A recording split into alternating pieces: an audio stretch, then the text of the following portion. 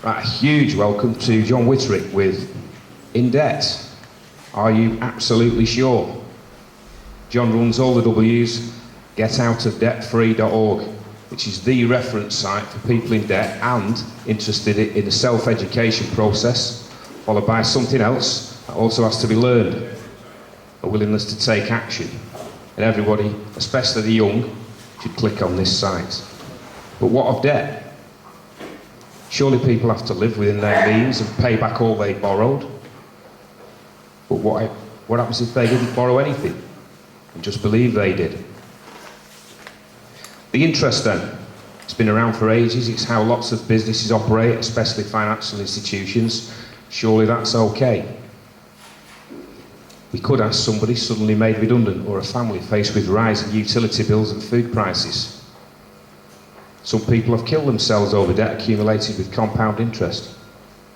Jon will uncover the origins of borrowed money and accompanying interest and offer some solutions to break free of financial debt in a unique way, as many already have. Ladies and gentlemen, please welcome Jon Witterick.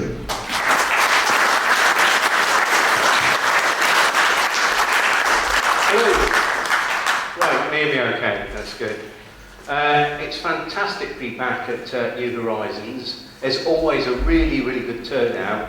I was saying to Rob earlier, I think this meeting, and there's only one other meeting that I know in the country where we get regular sort of full houses, and that's over at Truth Juice Birmingham. So you've got to congratulate yourselves on a fantastic meeting.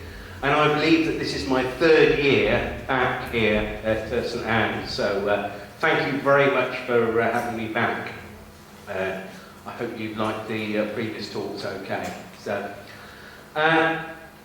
really exciting times that we're living in at the moment. When I think of when I first started doing talks, you know, I turn up at places and we might get, we'd put out loads of seats thinking we get lots of people. We might get 3 or 4 turning up. And now, literally all over the country and at festivals, we get loads and loads of people waking up. So I know that when you look at the news, it all looks quite scary. You're thinking, oh my goodness me, they're doing this and they're doing that, and everyone's falling for it. When in reality, people are waking up at a huge, tremendous rate. So very, very, very exciting. And just an idea, does anyone feel that this year things seem to be speeding up, or is it just me? Anyone give us a nod or something? Yeah. Does it feel like, almost like we're converging on something? Like they're coming up with more ways of impoverishing us and taking away money from the people that most need it, and yet people are waking up more and more and more. We've still got a little way to go, but I know certainly on the website, Get Out of Debt Free, the other day we had 5,000 people in one day. We had a new record, which is an awful lot of people. So, I'm feeling very, very confident that, people are waking up. So, what I do say before any of my talks is, but don't believe anything I say. Is there anyone, who's not seen me before? Is there anyone that's not? There's a fair few, so I'm just trying to gauge at what level to actually play it at. But as I say, don't believe anything I say. Certainly don't believe anything the BBC says. And just, if there's anything I say that you're not sure about, I'm slightly deaf in one ear. So if you've got any questions, what I'll be doing is do remember the questions. But if you save them up for the end, it's just a lot easier. That's brilliant. So, I'm trying to think, why am I here talking about debt and money?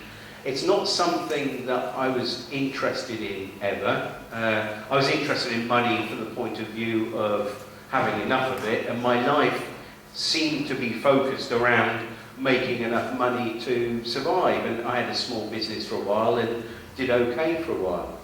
I sold the business, didn't get paid, and then ended up in a lot of debt. But at the time, I'd been exploring lots of other avenues as well. And had sort of like, very difficult to put into words, but I'm sure everyone here has actually had to explore an avenue to get involved in this whole sort of truth process. And for me, I'd sort of, started meditating and things like that, and eating a bit more properly and things.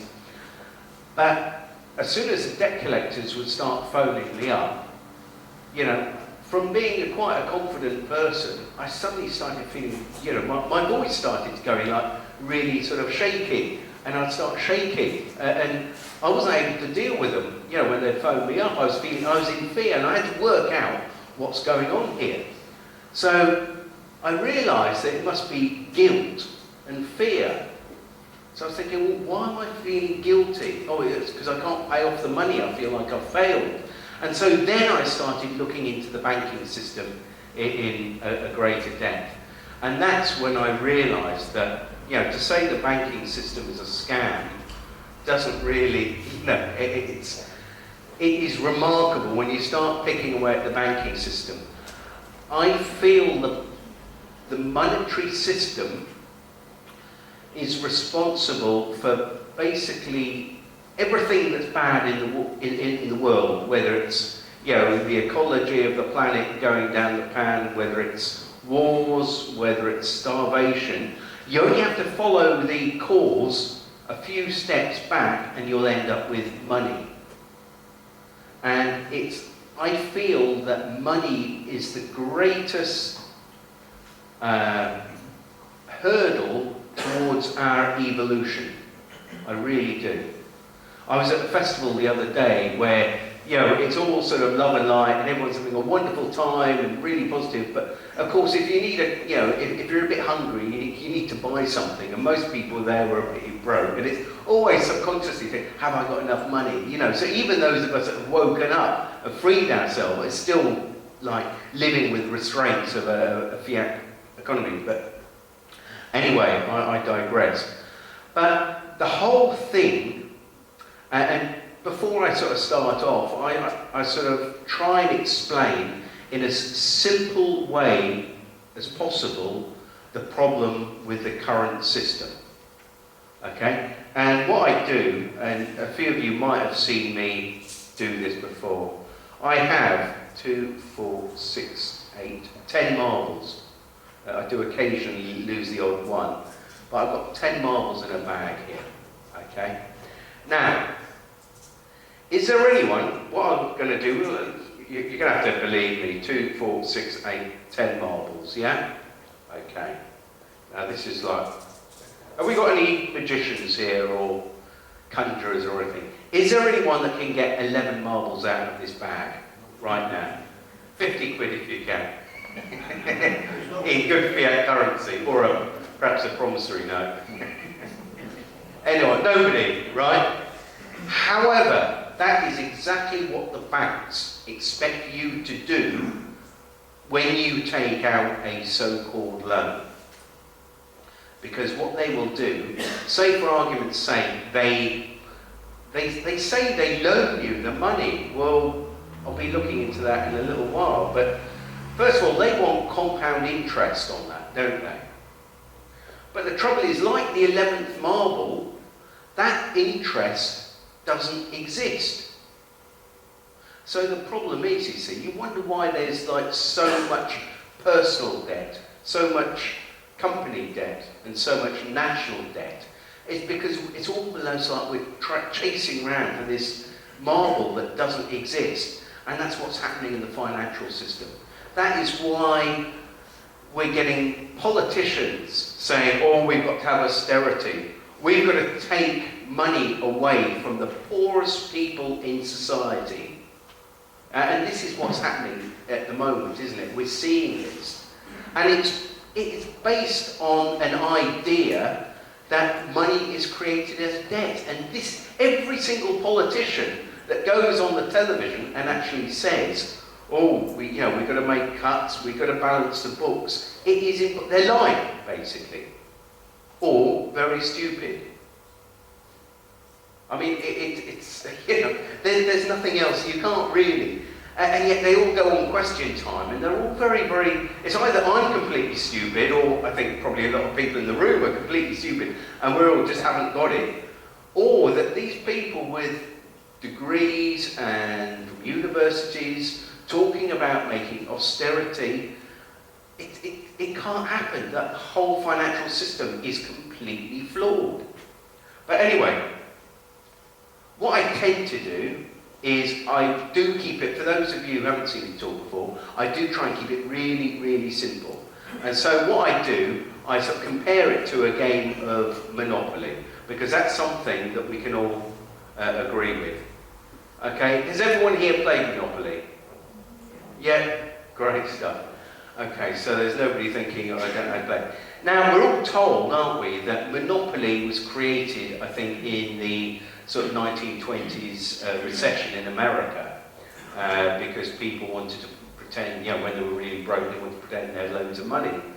That is actually a fallacy, because there's a guy that's written a book called, it's actually called Anti-Monopoly. What it was, originally, Monopoly was created to actually, it was created by an economics professor to show her students that the current system of capitalism basically was unsustainable. So what she did, she actually made this game, that it was slightly more complicated than the current Monopoly game, but she made this game to actually show people, basically show her economics students, that it couldn't be, you know, you couldn't have a system that would last any length of time with the capitalism as we have it, because all the money tends to go to the richest corporations. And you've got to realise that if anyone's ever won the game of Monopoly, do you realise that when you win the game, you actually bankrupt yourself? Because what you've done, you bankrupted all the other players who are your source of income. And when you bankrupt, it's like a good parasite doesn't kill its host, does it? Might make them a bit poorly, or if it does, it's ready for another one to jump on. Whereas it basically, and this is actually happening, where corporations now, there's whole, you know, there's an awful lot of people who are losing their homes. We're seeing this regularly. But the fight back has started, and yeah, I'm very, very glad to be involved with it. But just a little bit of truth about, you know, the game of Monopoly there. But we've got to realise at the end of the day, it is just a game. And even though they're trying to take our houses off us and our livelihoods off, and I just speaking to a chap that had his car towed away, you know, you've got to realise at the end of the day that life is a game, and it's a matter of turning around. I've seen people who have, I have one chap in particular, I saw him a few months ago, I was talking to him. Bailiffs had stolen his mother's car, and his mother was elderly and needed the vehicle, and she was obviously, she was also disabled, so she needed the vehicle to be able to get round, and when she couldn't drive it, he would drive it. But the bailiffs were after a debt from him, took her car, and whatever they've done, they still haven't got it back. And this is, they go through the courts and still not getting any justice. And this is for an elderly lady who had her car stolen. And when I first spoke to this guy, I could tell he was really sort of upset, but he was almost broken by it. But when I spoke to him a few weeks ago, he'd changed, something had really changed. And he had decided that it wouldn't take, it didn't matter how long it would take, that he was going to fight back and he was going to pursue them in the courts. And although he had very little money, he was actually going to do everything he could. And basically, these bailiffs have actually created somebody that's going to just continue to actually sort of chop away at them all the time. So we're seeing people fighting back now. And sometimes when you've got very little left to lose, that's for me, when I started fighting back, was when I had very little to lose.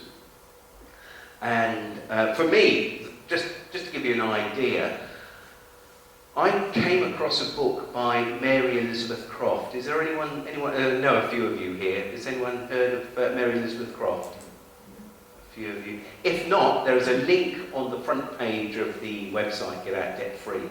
She wrote a book called How I Clobbered Every Single Cash Confiscatory Bureau Known to Man, brackets, a spiritual economics guide. And for me, that was the beginning of the fight back.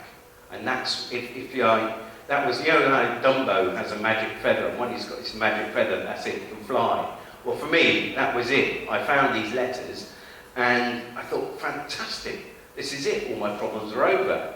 So what I did, I thought, Google Mary Elizabeth Croft template letters. And this was probably about 10 years ago.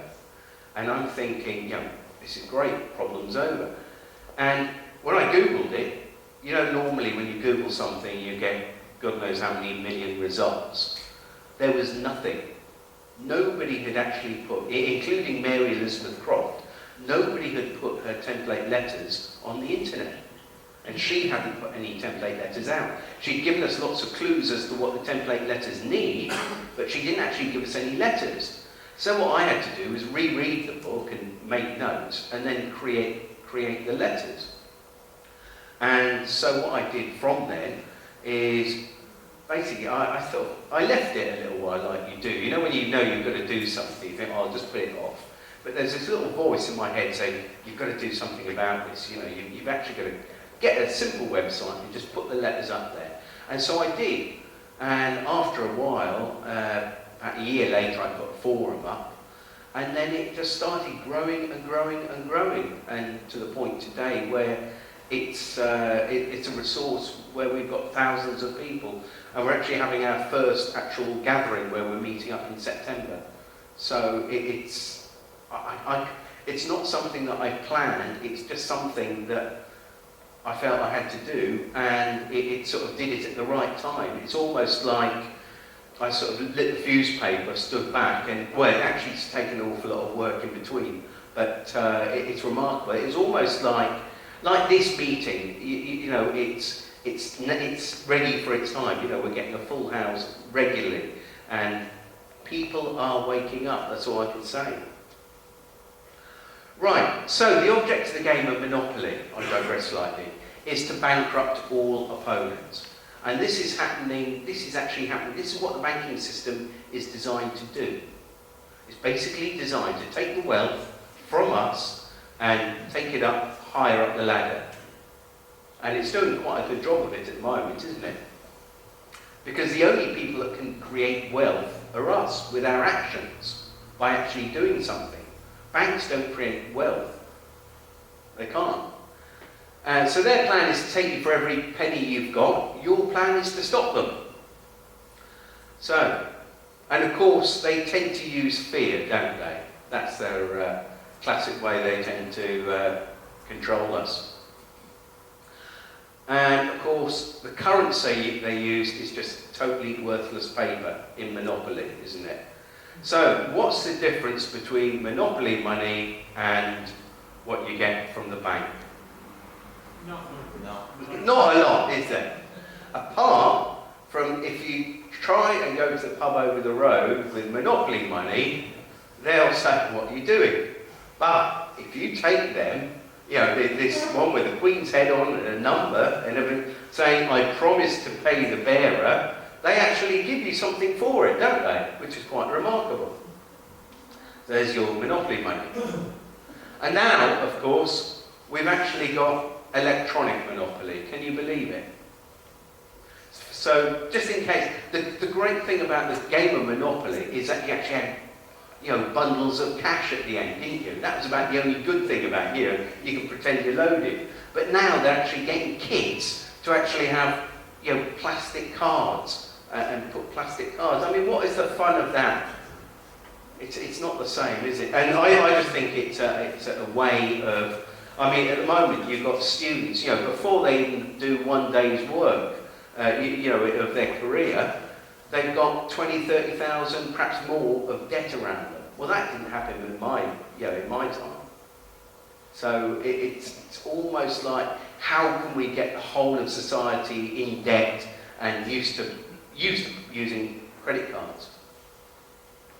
So, and of course it's fractional reserve banking is and what fractional reserve banking, it's basically where you don't need anything to loan, or you need a very, very small amount to be able to loan out an awful lot.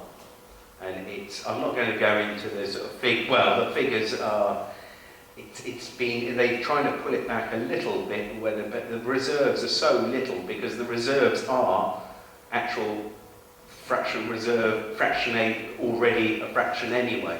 So, but basically, if I was a bank and I had £100, I could quite happily lend out 800. But once I'd lent out that 800, I could then use that, the loan, as collateral to lend out more. And it's a pyramid scheme. It's a Ponzi scheme, if you like. Absolutely great.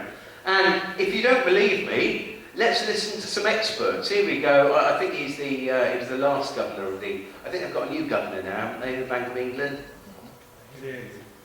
Yeah. That's right, yeah. So this is the last governor of the Bank of England, Mervyn King, God bless him. And they're not even hiding the fact, are they? This is what gets me, is they're totally upfront with it.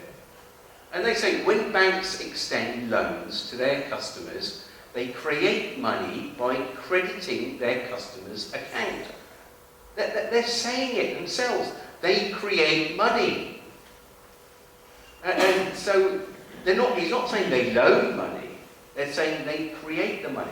Because when you get a loan from a bank, I'm really going to make a video of me phoning up, or somebody phoning up trading standards and phoning up about their local bank offering loans.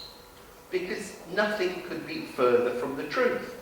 Because I'm sure most people in the room here know that as money isn't loaned, it's created into existence as debt.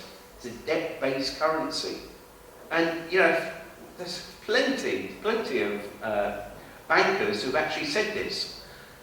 Each and every time a bank makes a loan, new bank credit is created. New deposits, brand new money. So they're not hiding anything, are they? It's almost like it's a great big confidence trip. But there's loads of them. This is former Secretary of the British Treasury, Rolf Ortree. Banks lend by creating credit. They create the means of payment out of nothing. And I've had people, I got the opportunity to write for The Guardian, and as a part of the Occupy movement, because I was involved in the Occupy movement. And unfortunately, nobody had checked with me what I was going to write, but the woman, the assistant editor, said, "Oh right, that's okay." They put it in, and because I was talking about, hang on, they didn't lend us anything, so we're under no obligation to pay it back. I got absolutely attacked on all sides. But hang on, if they've not lent us anything, why should we pay it back? Can you see? And it actually goes a couple of levels deeper, and I'll touch on that in a little bit, actually, of what they're actually doing when you take out a so-called loan.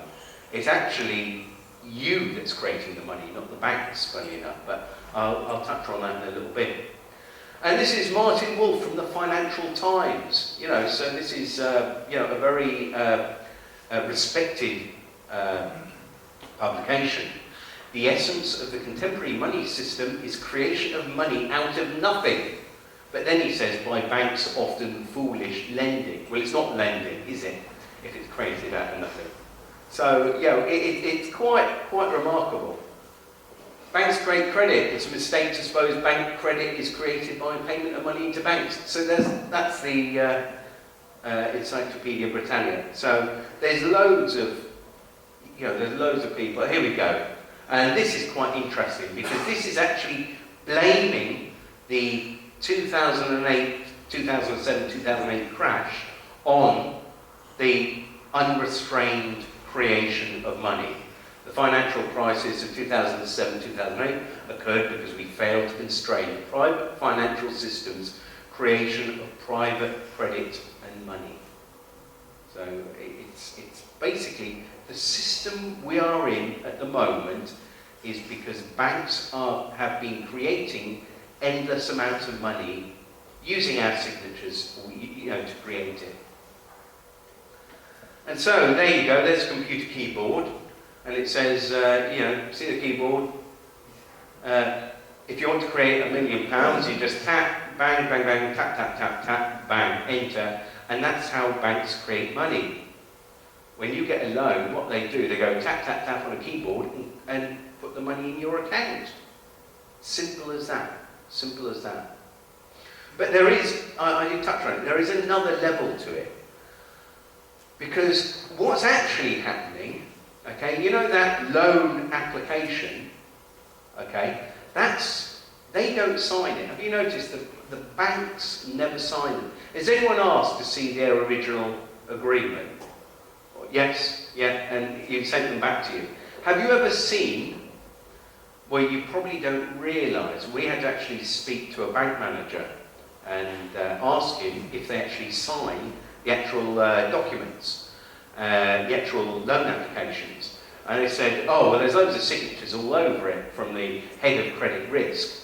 However, there's no actual, physical wet signatures. What they do, they have computer signatures.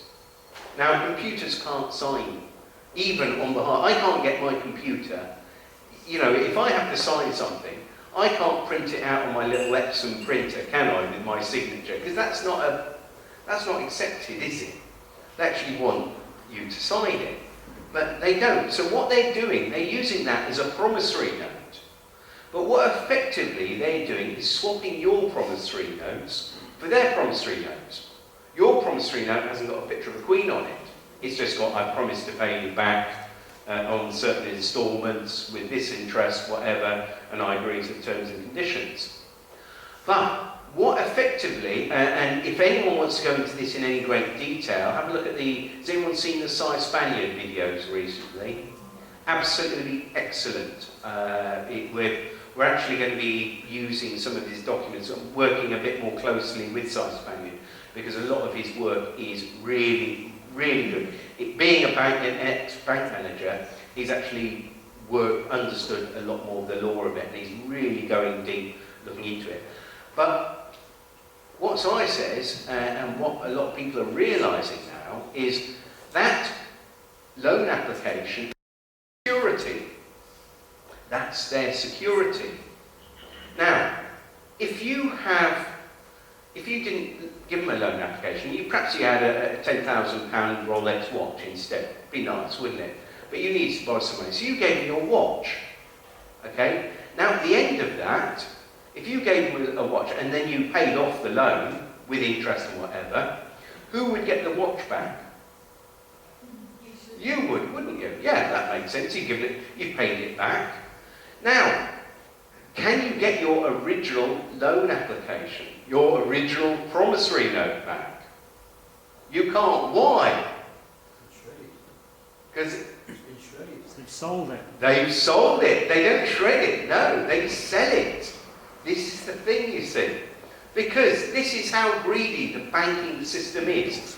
Not only do they, basically create fictitious money out of nothing, they sell your original. So that's like me going to the bank saying, I'll give you my £10,000 Rolex, and so you pay it back, and they say, oh, can my watch back? Oh, here's a receipt for it. No, I don't want a receipt for it. I can have a photocopy. I can give you a photograph of it. No, I want my watch back. And this is what's happening. So what we're doing now is actually asking for the original agreement back, but without anything, without any stamps on it. It's basically saying it's been stolen on. This is what's happening. So, just to give you an idea, the levels, at one time, we used to get our checks back. You remember if you actually had it, when we used to have checkbooks, they used to come back to us. They don't anymore. And this is all, It's the same with they're now selling the loan applications on, and they're actually committing fraud, in the process. But we're going to be adding some of these things to the new letters on the website. So the biggest scam in the world, bankers charging you interest on nothing. And in fact, it's you creating that money. You've got to realise that promissory note. Why is there so much debt? Individuals and families in the UK have a total of 1.170 billion worth of debt. And where did we get this money from? Well, it was, the banks created it with our signature. But of course, we have to pay compound interest on it. How brilliant a way of controlling a planet with this fictitious stuff called money. It started out perfectly. In fact, we can look at, you can get onto the Bank of England website, and this is quite a laugh. I actually got onto the Bank of England website and downloaded their little PDF, their little manual, and it's called What the Bank Does. And you've got to realise, the way it's written, it's as if we're all sort of like 5-year-old children, which I quite like, because that's the sort of level that I try and understand things at. There's anything more complicated, they're lying. But the thing is, when you actually start reading through this, it's actually quite a laugh. Because it says, right, and I'll read it like it's being read by a BBC News presenter. The Bank of England is the UK's central bank. It's not like a bank on your local high street. It has special functions that help keep the economy and the financial system stable. Right, yeah. Can we just have a quick show of hands? Anyone think they're doing a good job? No, nobody. No, it's a joke. This affects us all. This is what I'm thinking they must have rewritten this or taken this down. But honestly, you could fall about laughing, couldn't you? Especially when you realise what's actually going on. And then it says, oh, that's right. The Bank of England has been printing banknotes for about 300 years. Early banknotes were actually receipts for gold, which was held in the bank. I can only just read this actually. And the holder of the banknote could take it to the Bank of England and exchange it for gold. And then in the next sentence, it actually says, this is no longer possible.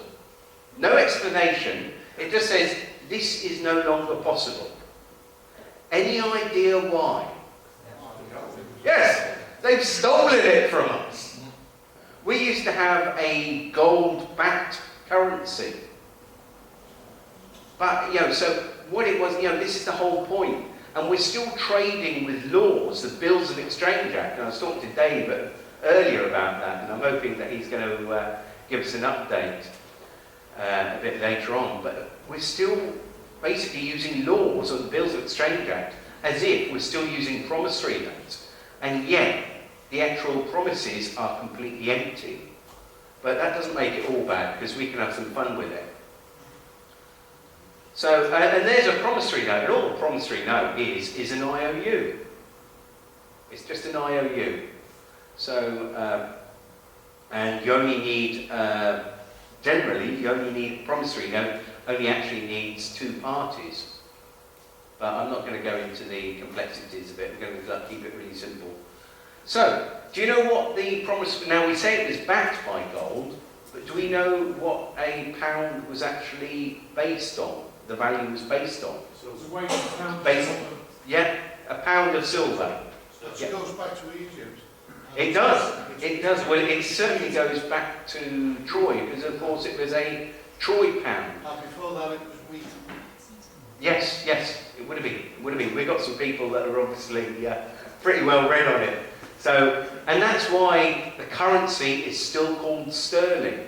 But it was a Troy pound. It wasn't even an imperial pound. So it was a much older, even than our imperial pound. So, but we're going to realise that it's not the banks that create money, it's actually us. And I'll just see how we're doing on time. what we did, we actually asked a bank manager, basically, what would happen if we came along to the bank. If I were to approach the bank with a promissory note, what would you do? By law, it has to be accepted because we can put it through the Bank of England. But you try and get the bus home now and pay with stamps. That's what I would say. So if we came into the bank with a promissory note, you would accept it for value. You would accept Well, we've got to, haven't we? We've got to. But we don't. We wouldn't. And that goes back to 1882, Yeah, I know. yes? I know. Feels a bit strange, Jack. Yeah. So, you were saying that you have to accept promissory notes. Well, right by law, You can we see this on do. the website if you want to see it, but we got a bank manager who worked for a large city branch of one of the high street banks, and he spoke to us on the understanding that we wouldn't give away his name or the bank that he worked at or where he was from, and we actually had to disguise his voice, because if his bank knew that he'd been talking to us about the sort of things he was talking to us about, he would lose his job. And I met the guy and I thought, oh, this is going to be a laugh, interviewing a bank manager, and there were a few of us interviewing him. But as soon as I met him, I thought, oh, this seems a really nice guy. And he was remarkable because he was speaking an awful lot of truth. And basically what the video would show you, he said, if we turned up at your branch with a promissory note, what would you do? And his words were, oh, we'd have to accept it. So he said, you would have to accept it? He said, well, by law, yes. And this is, we got this on the website, so you can check this out. So somebody said, well, okay, let's get this right. So if I bring one to your bank tomorrow, you will accept it. Oh, we won't accept it, but by law we have to. Bills of Exchange Act.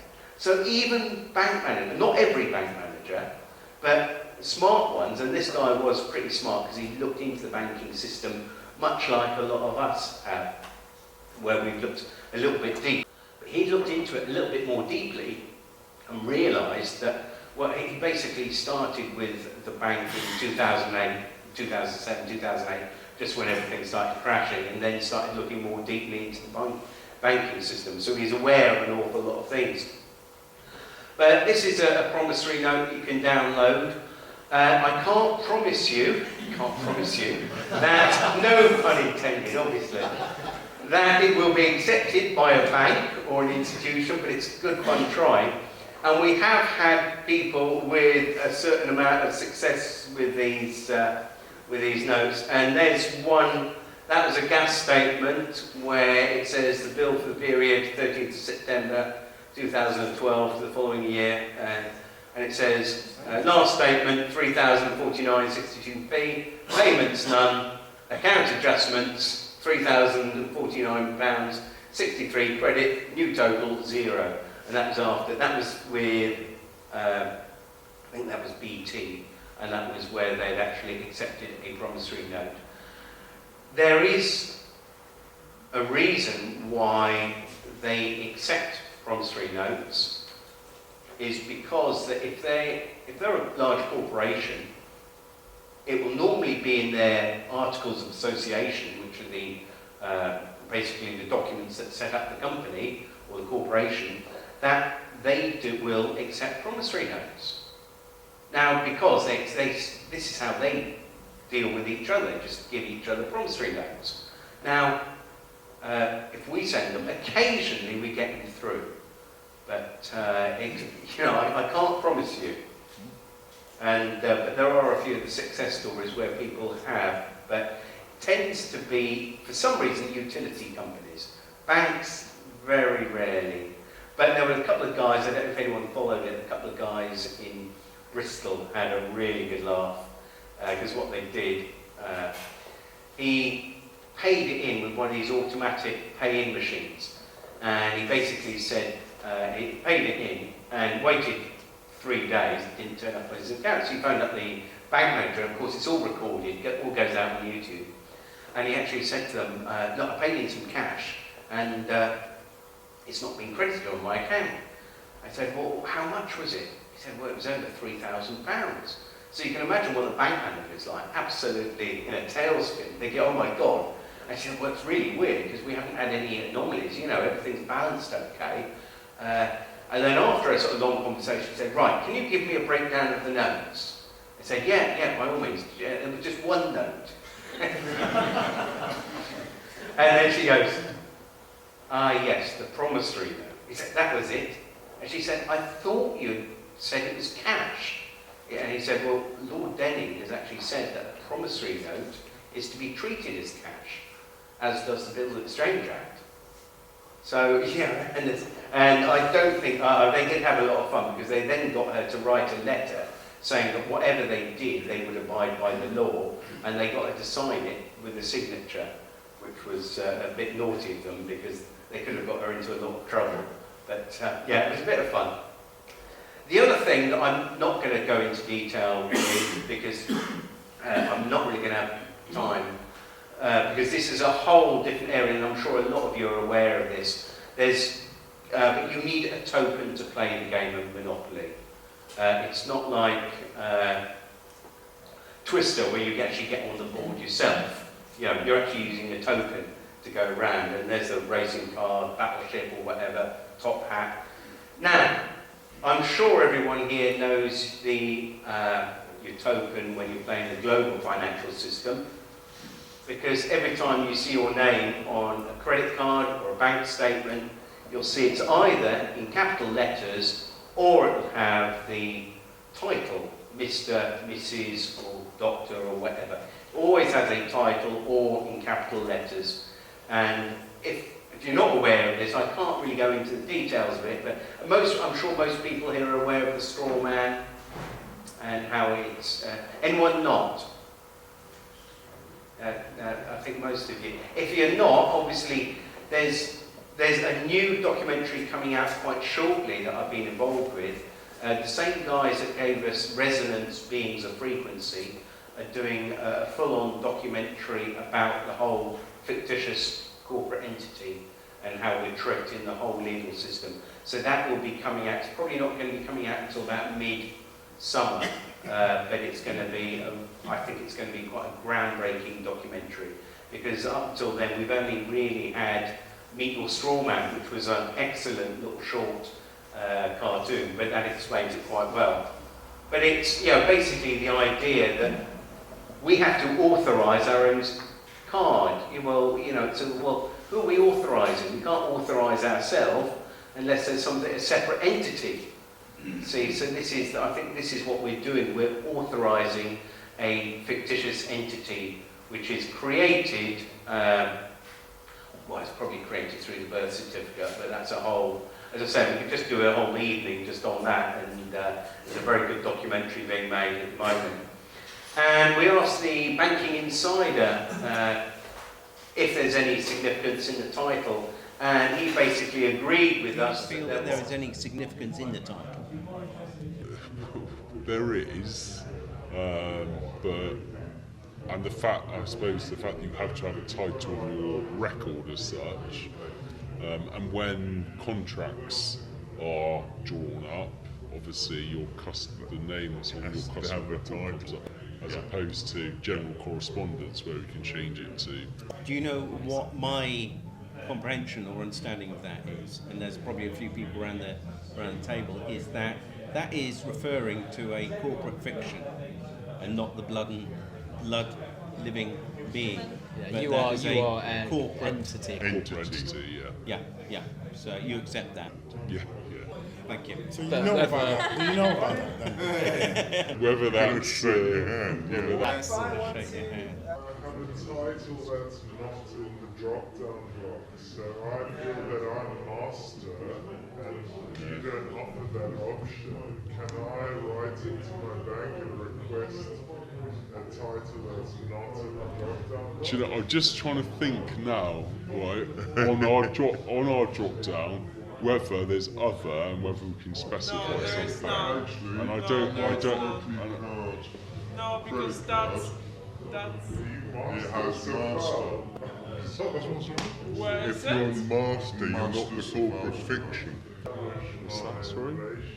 My Barclay card, when I get a statement through, it says Master's House Studios. With a capital But M. it's still in capitals. This has been fascinating. Really enjoy it. Well, yeah, hopefully it's been an insight. Yeah, can we just say thank you very much? Thank you. I mean, Do you have any questions? Yeah, did you quit?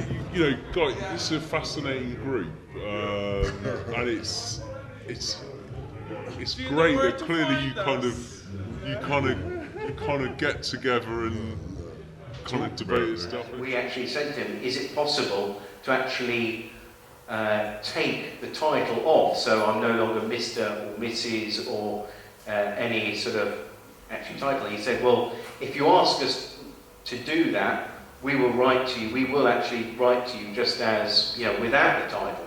It's very rare. However, on their system, you will always have a title. And we actually suggested to him that, is this some sort of corporate fiction? And he agreed with us. And so I found that quite remarkable that a bank manager would actually ever agree to that. But it was quite interesting. Now, obviously, with all the bailouts in the last 4 or 5 years, it's remarkable that when you realise that in Monopoly, one of the rules of Monopoly is the bank never goes broke. And in Monopoly, if the bank runs out of money, the banker may issue as much as needed by writing on ordinary paper. Now, is that just completely remarkable, or what? I mean, the fact that the bank never goes broke, and we're seeing the most ridiculous thing here in as far as if they let the banks go broke, as they did in Iceland, we'd be in a far better situation than we are at the moment. I'm going to just briefly touch on Iceland in the second half, where we're going to be looking at solutions. But that'd be certainly one thing. And there we go. There's the guy in Monopoly saying, "What do you mean you need a bailout?" So, now, obviously, in Monopoly, there's no way you're going to be able to win the game of Monopoly if you don't understand the rules. And so, what I'm going to do is, because I've only got about 10 minutes left, and then we're going to stop for a cup of tea. And I could quite happily talk for hours and hours and hours, but I need a cup of tea, and I'm sure all of you do as well. But I'm just going to give you an overview of what the website's about. I'm not going to go into any great detail because all the information's on the site, but I'll give you a quick overview of it for those of you who aren't aware of it. And you've got to realise that obviously being in debt is one of the consequences of playing the game. And this is the global financial game. Or, you know, because money is created as debt. This is it. You know, this is the whole... people... I got into an argument on our forum because this one guy was saying, well, if you've borrowed money, you've got to pay it back.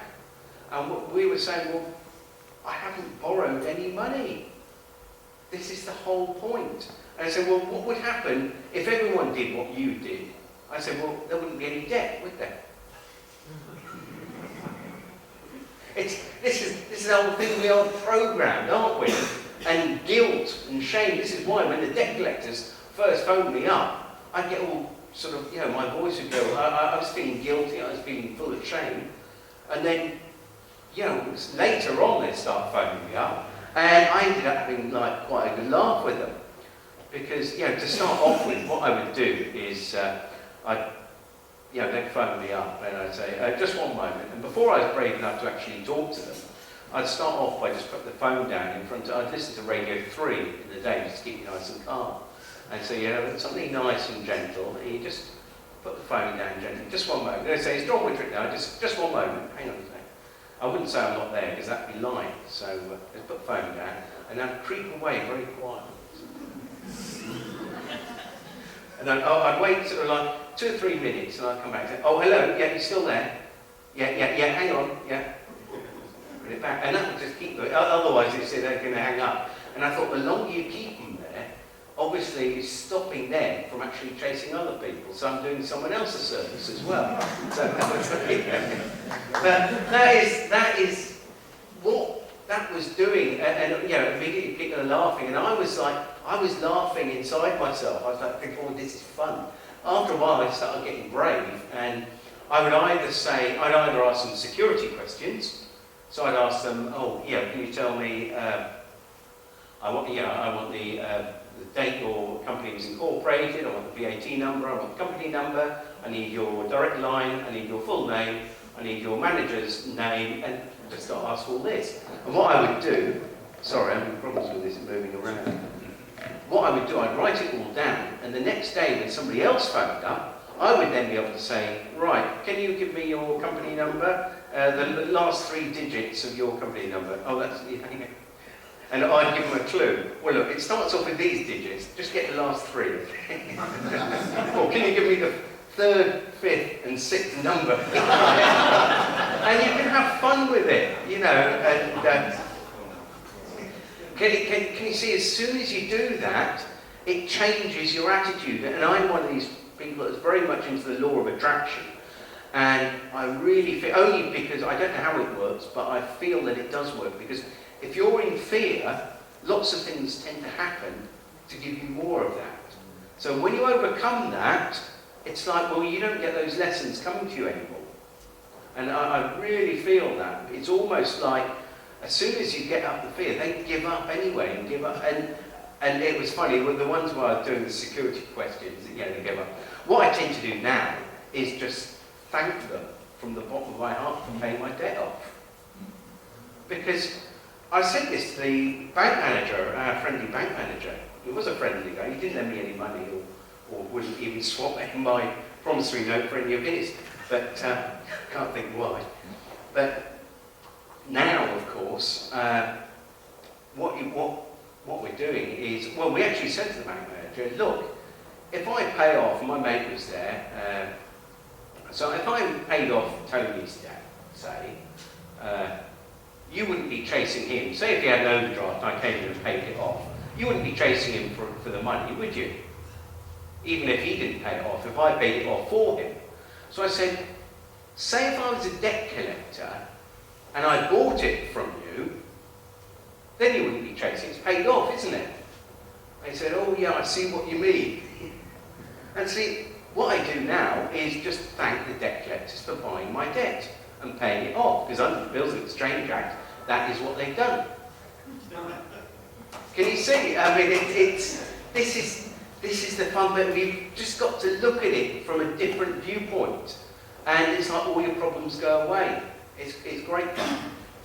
I digress. But, so you've got to remember, it's just a game, and you can have some fun with it. And at the end of the day, like Monopoly, it all has to go back in the box. And you can see why it's got to go back in the box, because, of course, £1 was originally a troy pound of sterling silver. Now, you know, even with the collapse of the gold and silver markets recently, which I will mention in the second bit after tea break, you can see the actual purchasing power of the pound has just been, well, it's just dropping and dropping and dropping. And I know it's dropping because every time I try and go and buy fresh vegetables in a local supermarket, the price of stuff that I don't need, like electronic gadgets, tend to be getting cheaper, and yet the stuff that I actually need to survive on a daily basis is actually getting very, very much more expensive. I don't know about up here, but I find that food and essentials tend to be, you know, you can probably buy a can of Diet Coke, oh, that's on offer, that's really cheap.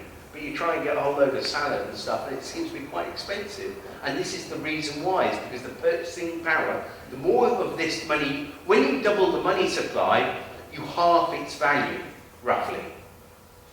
Because that's what inflation is. Inflation is when there's no control over the monetary supply. And of course, the debt can never ever be paid off, because the money supply is basically the one on the debt is the top line, and the money supply is the bottom line. And the debt is always greater than the money supply. It has to be. because the money is created as debt. And then we have to pay interest on it. So two things happen.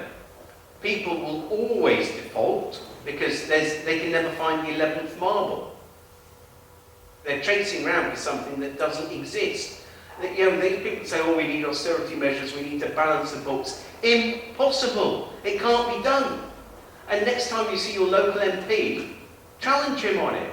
Say, well, look, the debt outweighs the money supply, so it can never be paid off, so you might as well just forget it now. But you actually write that in a national newspaper and you get attacked for saying it. And yet, it's almost like the emperor's new clothes, and these people say, no, he's got these wonderful fine garments of silk, so thin that you can't actually see them. And there's a kid going, no, the emperor's naked.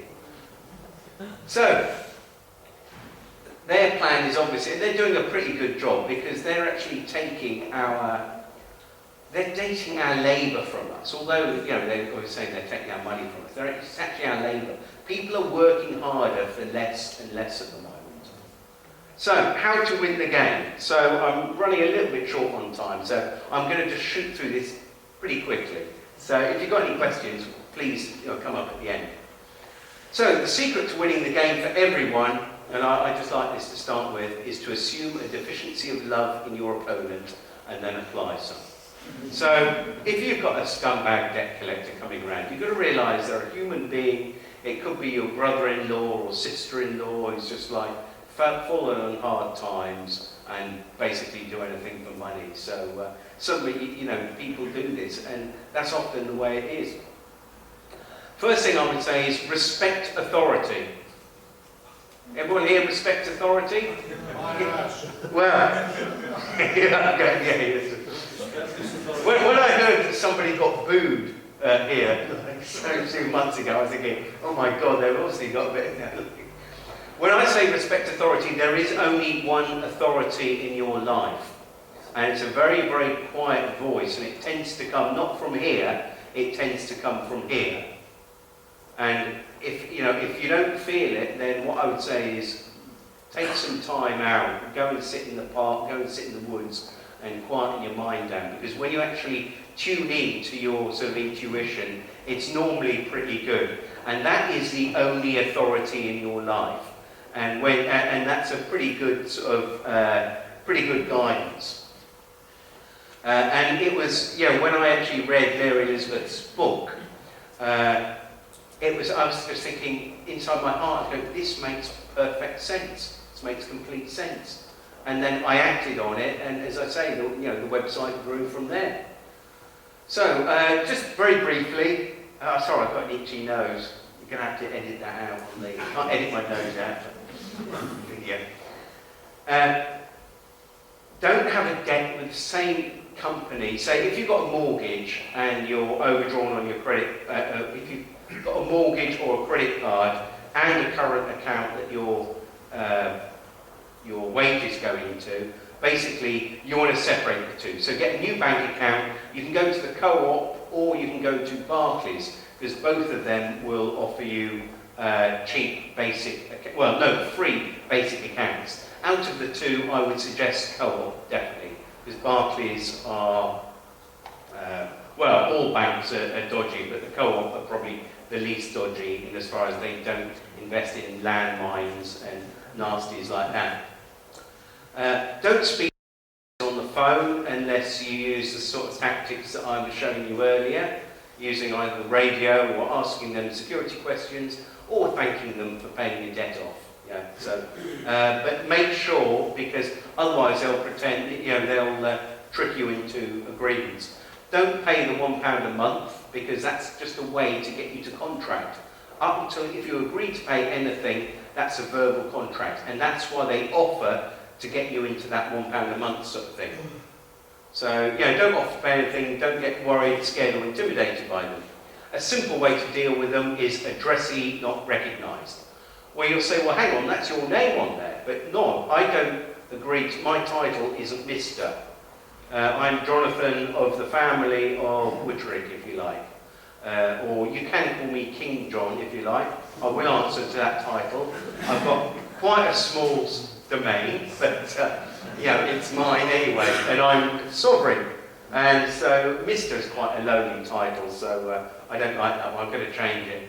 I'm going to have to phone up the Co-op Bank and ask them to change it to King. That make a good video. You're in trouble with John Alice if you do.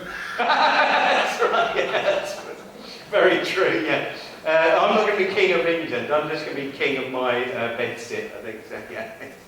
Do you have to have a title?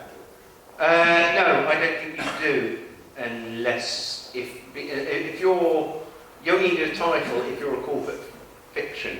And if you're looking at a banking dictionary, a dictionary of banking terms, title refers to ownership. So effectively, they're owning your corporate entity. So they can't own us flesh and blood, but they do try. So, but debt collectors basically buy your debt. I'm saying 10p, that's a bit on the high side. Anything from about 6p, and if it goes back in the pot, it actually goes down. And so these are the bottom feeders, basically. They're the ones that are like feeding on the poorest people on society. So, but obviously, because they buy your debt under the Bills of Exchange Act, it's discharged. So don't remember that a verbal agreement with debt collector is actually is more enforceable than a unilateral one with a bank. So don't agree to pay anything. And basically, the letters ask for an invoice, or ask for it in your name, and basically ask them if you've got a lawful contract and where they got the money from. That's basically what you're asking. And you give them 10 days to respond. Because if it's going to be lawful, they've got to have given you consideration, which means something of value. Well, they created the money out of nothing. Therefore, although people use it and you can exchange it for something, it inherently has no value. Therefore, there is no consideration to make it a lawful contract. And if they don't respond in 10 days, we agree to the following terms: that you don't owe them anything, or either it's been paid, and that they'll remove any negative remarks from a credit scoring agency. It's unlikely, and they'll no longer pursue you. But fine, have a look at the success stories on the forum. It does tend to work. And then if they continue to contact you, you charge them. And you can basically charge them what you like. There we go, 3 times what they're claiming. £1,000 per partner. I would try and keep your bills to them under £5,000, because you can then go through the small claims court very cheaply. I believe it's gone up to 10. Oh right, yeah, sorry, yeah, it has. Recently went up to 10, so yeah. Keep it under 10k. All good fun. And then you bill them. And there we go, send them a bill. Okay, and what I would say, just generally, always be truthful, respond politely, act honourably, act lawfully, and don't be greedy. If you want to go out and get loads of credit cards and then go and buy a Porsche and flash suits and stuff like that, then perhaps you're beginning to act like a banker yourself. And you actually have to look for why you're looking for external stuff. You're probably something inside you haven't actually come to terms with. So, yeah. And just finally, this was back in 2009, and the website, the forum had only been up for about a year at this point, or it might have been in 2009 when we actually created the forum. But anyway, a whole load of debt collectors got together. They're part of the CSA, not the Trial Support Agency, the Consumer Services Association. And they got together in a posh room and did a nice PowerPoint presentation. And this very nice chap got up and suggested that there were 5 websites that they would like to see removed from the internet. And one of them was Consumer Action Group, there was blagger.com, Penalty Charge Forum, and another site called getoutofdebtfree.org.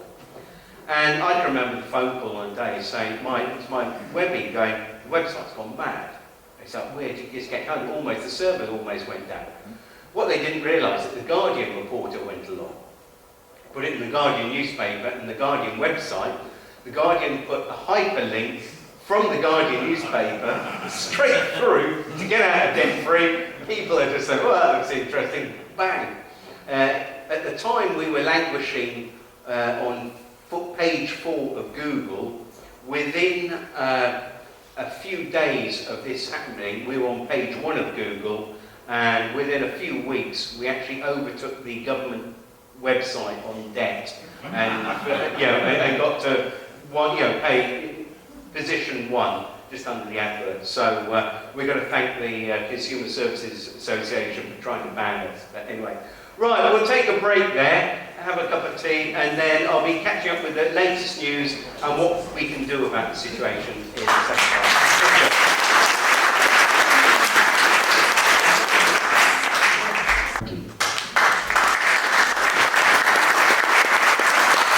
Yeah, fantastic. Right, part 2. What I'm going to do is just shoot through the slides, because I think quite a few of you got quite a few questions, and I'm quite interested in what some of you guys are doing as well, because it seems that on a lot of fronts we're having an awful lot of success.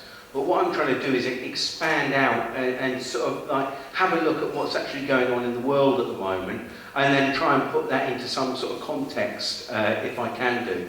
So what I'm going to start with is sort of look at sort of like what's happening in the news as far as the sort of money thing goes. And this year has been interesting, to say the least. I mean, it started off with the crash of the gold price. It is remarkable, because it's, well, here we go. And this is in the Telegraph. This wasn't in one of the conspiracy websites. This is the Telegraph saying, and this is a guy, an ex-Lloyd's of London insurance market guy, talking about the gold crash is further evidence of market rigging. Well, I feel at the moment, has anyone ever been so broke that they've had to go through like all their clothes looking for like, the odd, is there a fibre in the, in their trousers, and then going through and then finding, me as well, Dave, yeah. Dave's nodding his head, I know. And, you sort of like, you go to your local shop and you try and buy some tea bags, and you've got like tens and coppers and all that. And, but I feel that's what the financial, the guys in the market are doing now, where they're plundering everything, even when they're manipulating the actual gold price and the silver price, because it's quite remarkable that we saw this very recent crash in the price of gold, and then you'll see from Red Ice Radio. Is a takedown of gold a sign that the entire global financial system is about to crash? Well, we know that it's going to sooner or later. It can't carry on as is. I'm hoping there will be plans afoot to actually deal with that. And I don't want to spread fear, because that's the opposite of what I want to do. But we know that the global financial system cannot carry on as it is. There was another one that I was... There we go, that was the slide I was looking for. So at the same time as the bottom drops out the gold and silver market, you get this: a shortage of physical gold, now a global phenomenon. So people are scrambling to buy precious metals, and yet the gold and silver markets are basically falling through the floor. You know why? What they've done, people that have actually bought gold and have even paid to actually have it stored, have been going along and saying, "Can I have my gold back, please?" And they're saying, "Oh, we haven't got any at the moment." So, can you see what they've done? They've done this with what's called, they're now calling it physical gold and paper gold.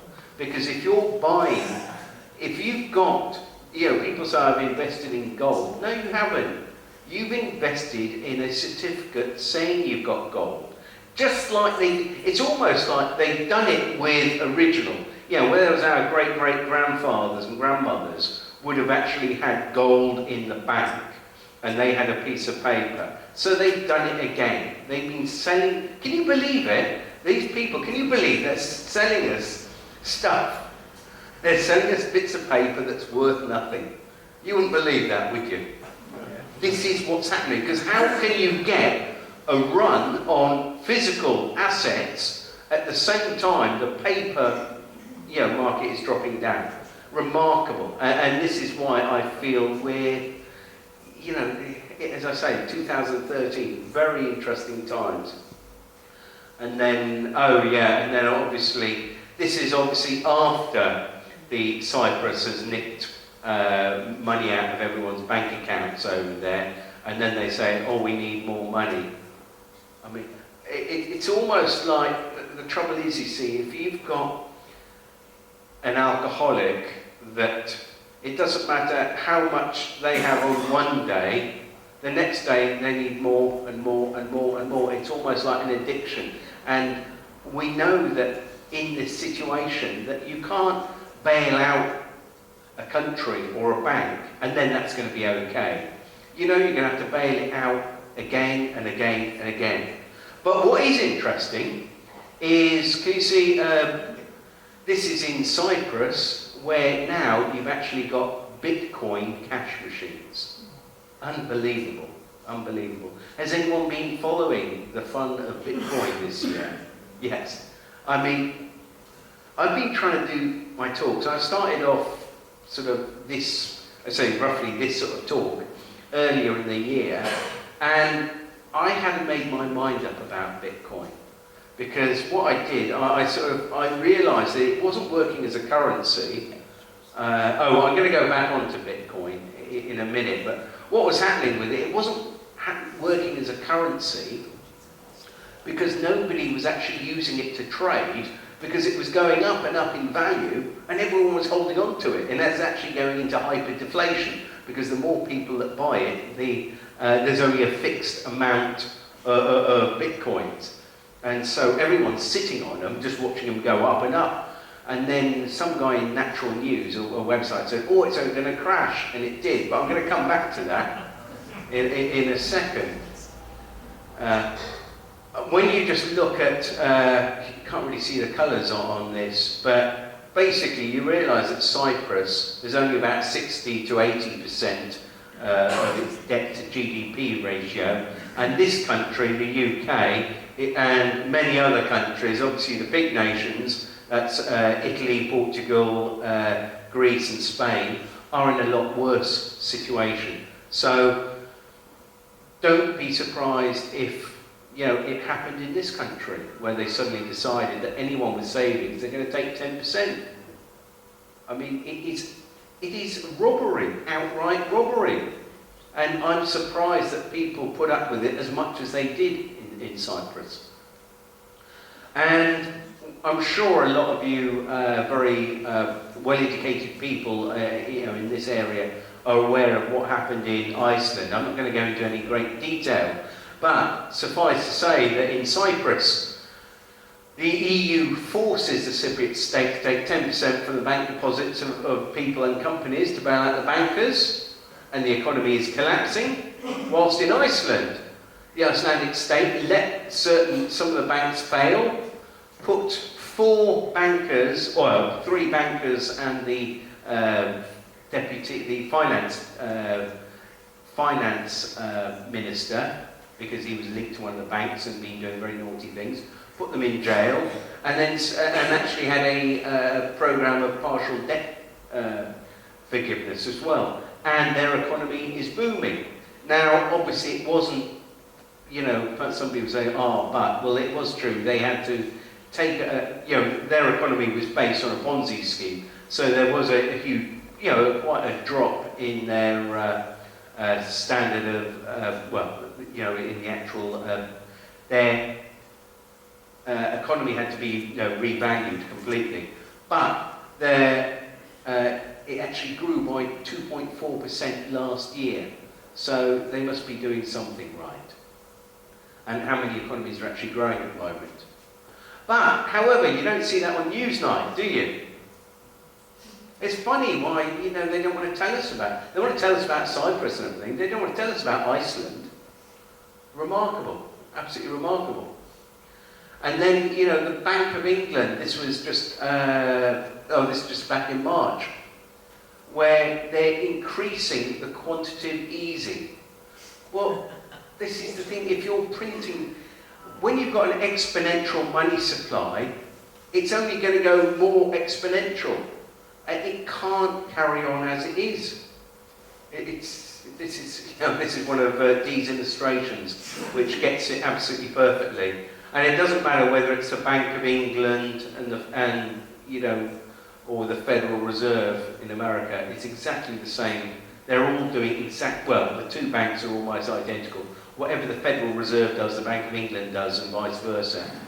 But it's basically, a great illustration. And there's the Bank of England balance sheet. I won't go into any details, but it starts on the left at the year 1830. And that little squiggle where the arrow is pointing to is 2008. And that's the increase in money since 2008. See, the Second World War didn't even create hardly a blip. The Suez Crisis is, sorry, I'm off camera for a second, that little blip there. Oh, I have actually got a little, I think I have got a little pointer here. Yeah, that was the Suez Crisis there. That created huge economic upheaval. It was a little blip like that. People don't realise what's been going on. They really don't until they see a graph like that about how much the money supply has been increased in the last 4 or 5 years. And there we go. We have a problem with the debt ceiling. Beautiful, beautiful. Let's talk about this glass, this ceiling that it hits. So, economist Kenneth Boulding says, anyone who believes in exponential growth can go on forever in a finite world is either a madman or an economist. It sounds funny, doesn't it? It really does. But it's the only way to deal with it is laugh, because it is so ridiculous. So I say it's a mathematical certainty that the economy will collapse. It has to, unless it is radically altered. And money was never intended to be a commodity, in itself. It was actually a way of accounting so that we could actually trade our goods and services with each other. And it's also, they talk about, there's a excuse me. They say, there's a there's a recession. Well, hang on, there's a recession in what? In the, say we're all using a Sage accounting system, or we're using a ledger, a paper ledger, or we're really short of accounting paper. We're really short of the book, the ledger paper. So we can't, so that's a depression. It's crazy, isn't it? Is there anyone here that, isn't prepared to, provide goods or services of something they're good at for their fellow humans, or family, or community? We're all quite happy to give because we're sort of, I think we're sort of like that. It makes it very, very difficult when the means of exchange is actually takes a cut of our wealth. In fact, it steals most of it. More than half of our money, more than half of our wealth goes in tax. So I say it's not a crisis, it's actually a scam. And fractional reserve banking has basically failed us. But obviously not the bankers. They seem to be doing very well at it. Okay. We produce more than enough food to eradicate world hunger. It's a shame there's not enough money to pay for it all. So, what I'm sort of looking at is just looking at some of the alternatives. So I'm just going to quickly go over a few things, and then we'll have a little bit of time at the end to do some questions. So, back to Bitcoin.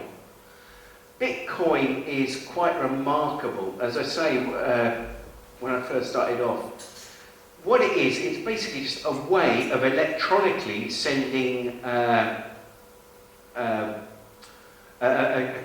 it's a form of currency with no central control. With PayPal, they've got central computers, like banks have central computers. But this is open source software, and as far as anyone can download the software and actually look at all the code in it. But it's very clever because every transaction is, if you like, shared between all the computers in the system. So it's very difficult to steal money. However, there have been attacks on it. Now, at the beginning of the year, I was saying, you know, it was going into hyperdeflation because nobody was selling it. And then there was suddenly a great big, oh, that's not the one I want, that's the one I want. There was suddenly a big crash. Oh no, so to begin with, that was the, to begin with, it was going up and up and up. And then the inevitable happened, we see the Bitcoin crash. However, and then I thought, oh well, Bitcoin, that's it. It's died in the water. But then something quite remarkable happened, and I'm sure you're aware of this, aren't you? Bitcoin bounced straight back up again. And as soon as it did that, it then became, if an economy, you know, if something can crash and then bounce back, it actually means it's actually got legs. And actually, although people got a bit jittery and all pull their money out at the same time, the fact that it bounced back quickly means that what's the alternative? And this is the situation we're in at the moment. And then, of course, you get cyber thieves targeting the Bitcoin owners. Now, it is a little bit complicated. I can't explain Bitcoin altogether. There's quite a bit about it on the internet. But there are certain companies that are Bitcoin wallets that store Bitcoins for you, and apparently people have been hacking into them because they can't actually hack into the actual Bitcoin software itself, but only the wallets that hold them. And then, this only happened, this was May the 14th. In America, what was happening is there was a Japanese currency exchange, was exchanging Japanese currency for Bitcoin.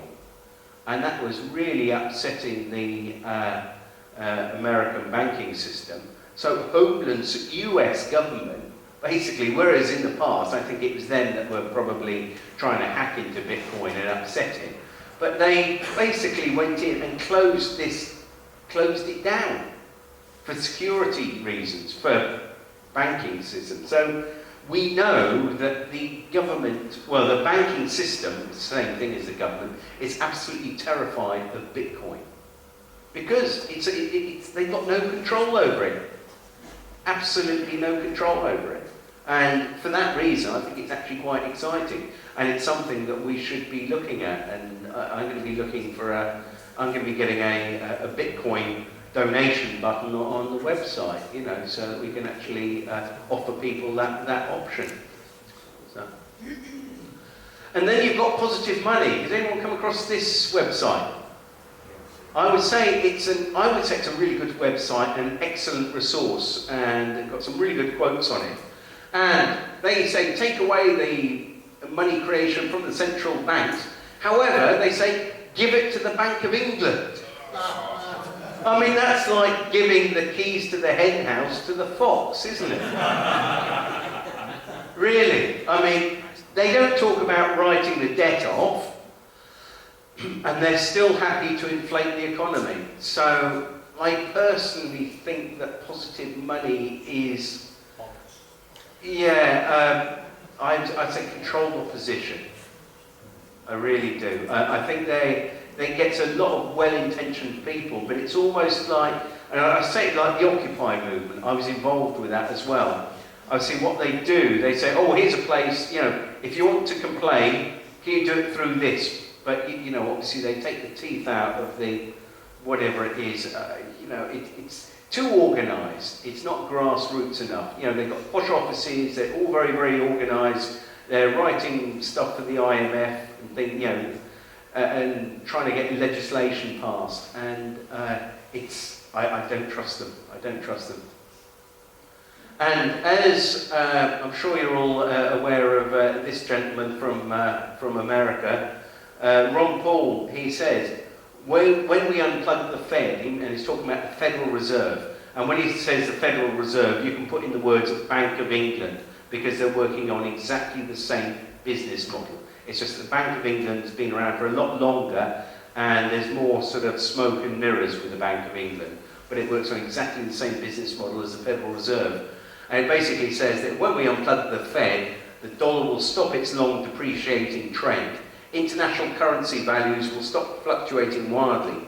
Banking will no longer be a dice game, and financial power will cease to gravitate towards a small circle of government-connected insiders. It's very true what he said. And then this is in the Telegraph, and I sort of see this in the Telegraph, and I thought, I can't believe this. I had to sort of look further. It says, IMF's epic plan to conjure away debt and dethrone the bankers. And it basically says that, oh, actually, we could get rid of debt just like that.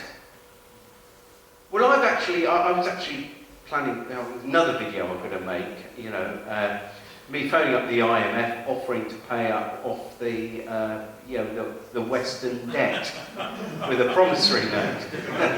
You can do it. It's like, sign it King John. The other one. But this, when you actually look at it, what it was an independent study saying, well, hang on, it's all just basically fictitious, and we could get rid of it. Now, the IMF will never agree to it, but because it was a paper written for the IMF, but it's just absolutely true that we could get rid of the debt. And sooner or later, we'll have to say, well, look, this isn't working. We're going to have to get rid of it. And there's a lot of the debt owed to the IMF and the World Bank. Who do we owe the money to? Well, basically, the IMF is the World Bank, effectively. We only tend to go to war with countries that aren't in the IMF. So Iceland, when somebody asks that question, say, well, surely if there's all this debt, then the sum total must be zero. It would make sense, wouldn't it? So if everyone paid off everyone else, surely there would be no debt. But the trouble is that there'd be no money either. In fact, there would still be debt, and there wouldn't be enough money to pay it all off. And this is what people don't understand. And I'm not an I've got no qualifications in economics. It's just that, I've got a very simple way of viewing this. But it's common sense. And the people that get into it, the economists, fill their heads up with all these ridiculous theories and stuff that they learn in universities and, on their PhDs. And they can't see the wood for the trees. But basically, you can't pay the debt off. It's impossible. It's impossible. And it's almost like they can't see the inevitable. I come from Guernsey, little island I'm sure you're aware of it, in the Channel Islands. And just after the Napoleonic War, which was obviously another bankers' war, where the island was in huge debt to the bankers. Well, the local politicians there, who were part-time, because, they're basically local business people, they realized, they were really stuck because they couldn't borrow any more money off the banks because they were almost bankrupted the island building defences against the French because they were English, the islands were English at the time. But the local, and they had to build sea defences against the sea because every high tide, a whole load of agriculture on a spring tide, the agricultural land would get flooded, and so they were getting food shortages. So they needed to build up the sea wall and build a harbour so that the ships wouldn't, could basically dock, when it's a force 8 was blowing. So they decided to create their own debt-free money. And it was absolutely brilliant. But instead of inflating it, what they did, they created promissory notes, but they only had a 2-year lifespan. But what they were able to do is pay everyone off with these promissory notes, which was a currency, but they were created debt-free, without interest, and because they would take them back in 2 years later, and then reissue more of them, they were able to get these huge building projects, huge infrastructure projects created without any long-term debt, and it fixed the economy. So this is an option we could use now. A real option which has been used. And instead of stealing it by inflating, they didn't inflate the economy, they inflated it and then they deflated it. So anyone that lost out, so you know, your granny with her savings, her life savings in the bank, she's not going to see them gone. She'll see them obviously drop in value for a short while, but then they'll bounce back up, especially as the economy bounced up. And this is one reason why the Guernsey economy was doing quite well long before it became an offshore banking, a place for a low tax haven for offshore banks.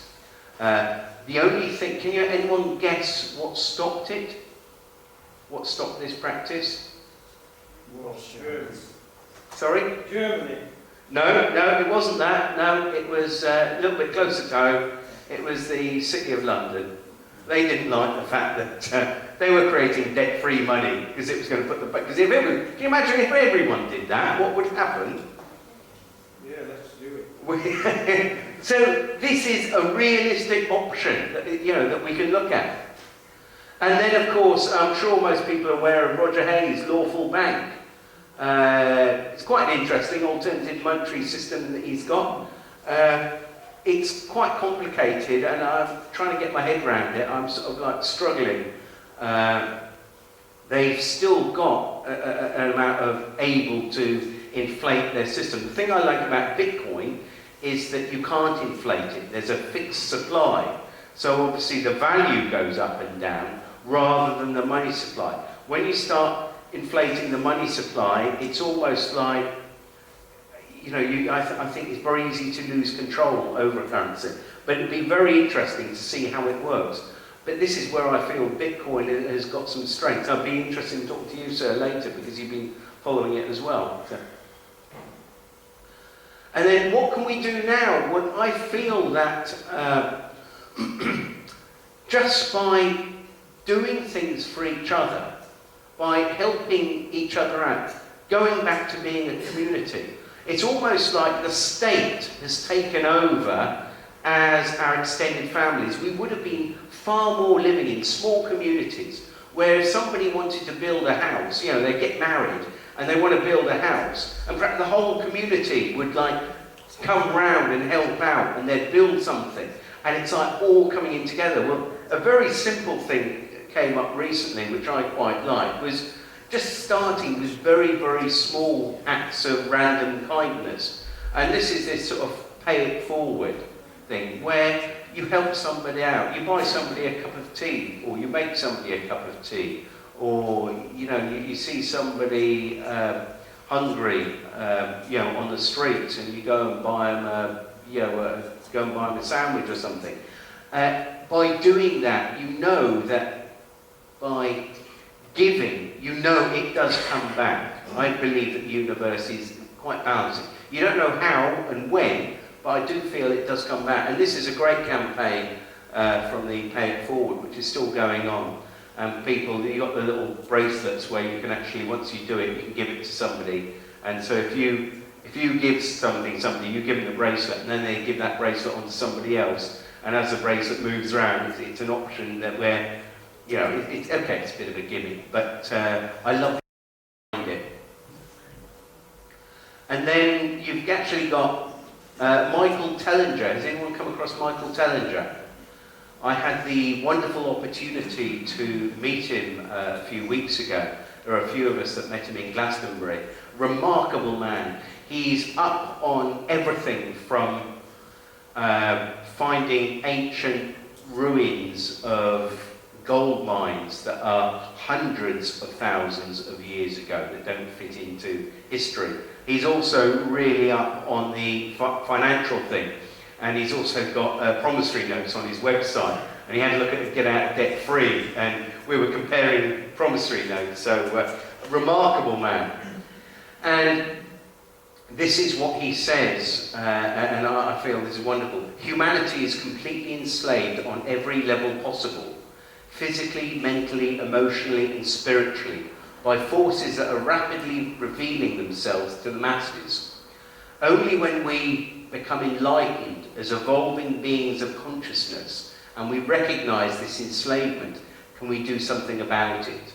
This is the critical role of enlightenment, to fully grasp who we are as living, breathing human beings of flesh and blood and infinite soul, and thereby to recognise our connection to the divine source of unity consciousness, that God is within us. And that says love and light to all humanity in our efforts to unite.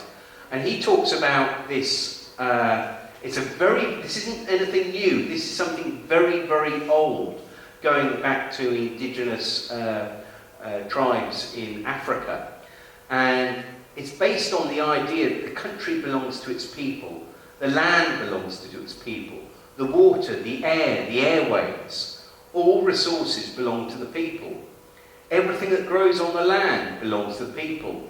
The wild animals do not belong to us. We are their custodians and protectors. And he says that money is the obstacle to all progress and the cause of misery on earth. It's a major contributing factor to the gross separation and segregation in society. The cause of 99% of crime and the reason families fall apart, and is the driving force behind ego, gluttony, jealousy, greed, envy, and all the ugliest aspects of humanity. And he's working on a communal model where, and the example that he talks about is that if we lived in a community where we all work together, and people have done some quite advanced modelling on this, that we would only have to work perhaps 1.5 to 2 days a week, and the rest of the time we could just do whatever we wanted, because there wouldn't be a bank stealing our wealth from us. And so you go to a community and everyone will come together and be building. It sounds quite remarkable and pie in the sky, but he really believes it's possible.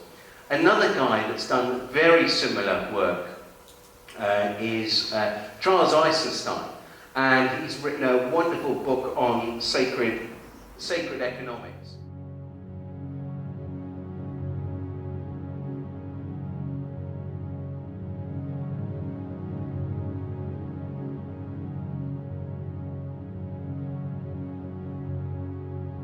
Anytime you want to understand something, why is such and such happening? Why is there a biodiversity crisis? Or why are we drilling for more oil when it's polluting the atmosphere and causing oil spills? Like, why? And you ask why, and down a couple levels of why, you always get to money. Yeah, I talk a lot about the story of self that every culture has, and it answers the question, what are you? What is it to be human? So it says that you're this separate being among other separate beings in a universe that is separate from yourself as well. Like, you're not me, that plant is not me, that's something separate. And this story of self really creates our world. If you're a separate self and there's other separate selves out there and other species out there, and the universe is fundamentally indifferent to you, or even hostile, then you definitely want to control. You want to be able to have power over other beings and over these whimsical, arbitrary forces of nature that could extinguish you at any time. This story is becoming obsolete. It's becoming no longer true. We don't resonate with it anymore. And it's actually generating crises that are insoluble from the methods of control. And that's what's clearing the space for us to step into a new story of self and a new story of the people.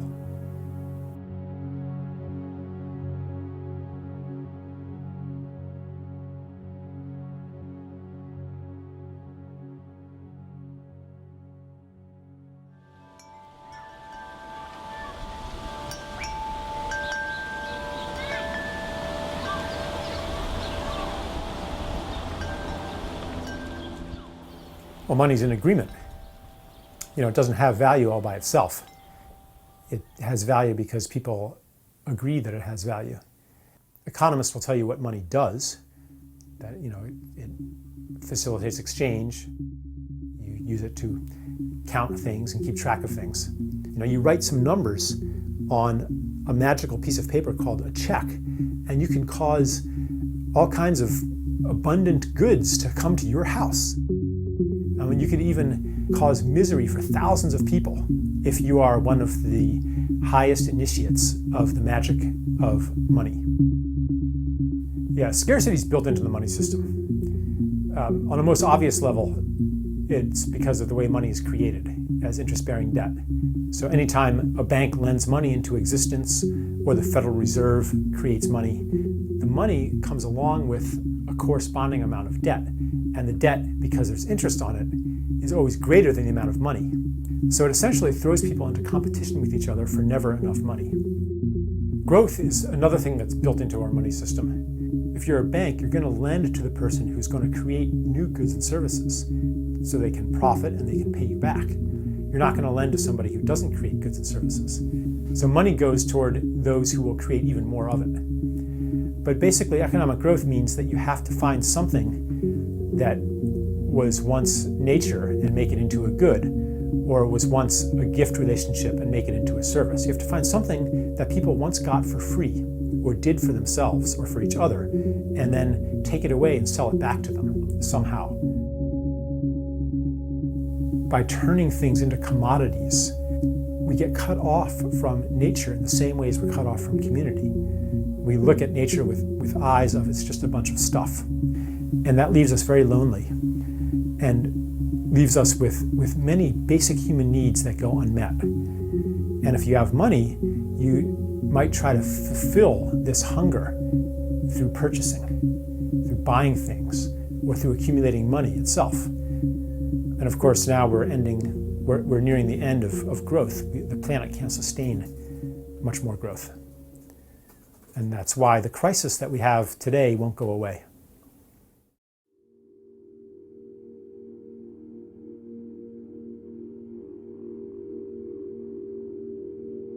One of the things I talk about is the sense of wrongness that I had as a child. Like, I think most kids have some sense of it, but it's not supposed to be this way. You know, just for example, that you're not supposed to actually hate Monday and be happy when you don't have to go to school. Like, school should be something that you love. Life should be something that you love. We didn't earn any of the things that really keep us alive or that make life good. We didn't earn air. We didn't earn being born. We didn't earn our conception. We didn't earn being able to breathe. We didn't earn having a planet that can provide food. We didn't earn the sun.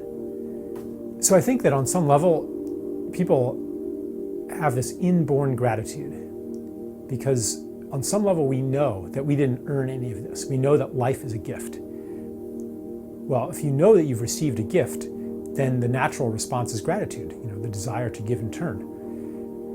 In a gift economy, it's not true the way it is in our money economy that everybody's in competition with everybody else. In a gift society, if you have more than you need, you give it to somebody who needs it. That's how you get status. And that's even where security comes from. Because if you build up all that gratitude, then people are going to take care of you too. And if there are no gifts, then there's no community. And we can see as societies become more monetized, that community has disappeared. People long for it, but you can't just have community as an add-on to a monetized life. You have to actually need each other. People desire to enact their gifts. And if they were free from money, they would do it. But money is so often a barrier. People think, oh, I would love to do this, but can I afford to do it? Is it practical? Money stops them. What beautiful thing would I do?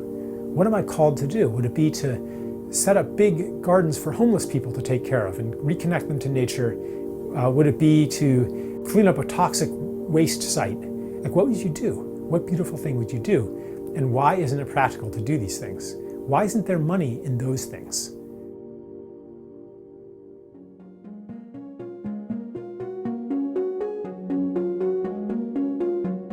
An economy that embodies the principles of the gift is an economy that is simply grounded in the truth. The task before us is to align money with the true expression of our gifts. It requires a very different mechanism for the creation of money and the circulation of money. They include things like negative interest, which reverses the effects of usury. They include things like the internalization of costs, so that you can no longer pollute and have somebody else or future generations pay the costs. They include a social dividend, sharing in the wealth that comes from what should be the commons, the land, the aquifers, our cultural heritage. They include a relocalization of a lot of economic functions. They include all kinds of peer-to-peer finance and the peer-to-peer revolution. What will it take to shift away from the current money system? Well, the current money system just works less and less well. Growth can only be maintained at a higher and higher cost. Even our best efforts can't keep the economy growing as fast as it needs to for the system to work.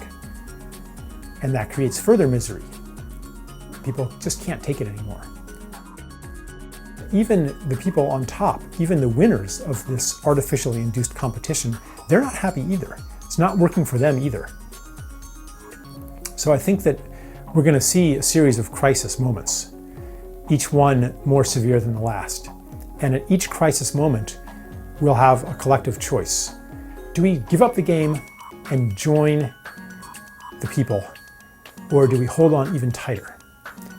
It's really up to us to determine at what point this wake-up point will happen. So, but as I say, at the end of it all goes back in the box. It has to. Any game of Monopoly can't go on forever. It could go on forever if we were just like sharing stuff with each other and just using money for accounting. But when you've got certain corporations stealing all our wealth from us, it can't carry on, especially if you've got an exponential money supply. And somebody asked me earlier what I thought about the OPPT, the One People's Public Trust. And I wimped out by saying, I can see that, I've read the conflicting stuff, I've read the stuff supporting it, and I don't have to make a decision on it. But I do actually like but I do actually quoting this because I think it's quite beautiful and this resonates with me. But I do realise that people have got quite a lot of concerns. In the months to come, our world is going to change beyond recognition. Our true history will be revealed along with the truth of the system we've been living under. Much technology that's been withheld from us will be released, including power production, health and transport. War, disease and pollution will be a thing of the past. And this is something that a lot of indigenous tribes were telling us thousands of years ago. They were talking about a golden age. And I really feel that we have that opportunity. Because it's got to go one way or another. It's going to become a completely totalitarian state, or we break free and then we write the rules. And I know which reality I'm drawing towards myself.